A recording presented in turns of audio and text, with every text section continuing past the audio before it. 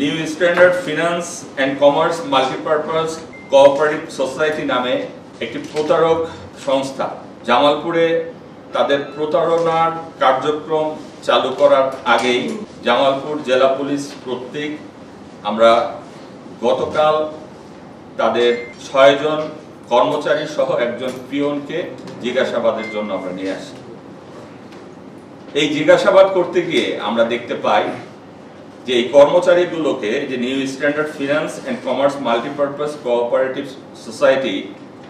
কর্মচারীগুলোকে 1 লক্ষ টাকা করে নিয়ে তাদেরকে নিয়োগ দেয় এই মর্মে যে তারা 30 লক্ষ টাকা করে টার্গেট দেয় প্রত্যেক কর্মচারীকে, যে তারা বিভিন্ন প্রতারণার ফাঁদে এই জামালপুর এলাকার লোকজনের কাছ থেকে তারা অর্থ ঋণ দিবে জামানত দিয়ে, এবং কন্ডিশন থাকে যে তারা ঋণের পূর্বে 10% অ্যাডভান্স এবং 1% সার্ভিস চার্জ যে ঋণ দিবে সেটি নেবে, এবং সুন্দর কিছু প্রলোভন তাদের দেয়া হবে ঋণ গ্রহীতাদের। এরই ধারাবাহিকতায় আমরা যখন তাদেরকে জিজ্ঞাসাবাদ করার জন্য নিয়ে আসি, তখনই তাদের যে ম্যানেজার, আমরা যখন আমার পুলিশ সদস্যরা যখন যায়, তার ম্যানেজার আমাদের পুলিশ সদস্যকে দেখেই পালিয়ে যায়। পরবর্তীতে বুঝতে পারি যে এই প্রতারক সংস্থাটি বনানী সহ ঢাকার বিভিন্ন স্থানে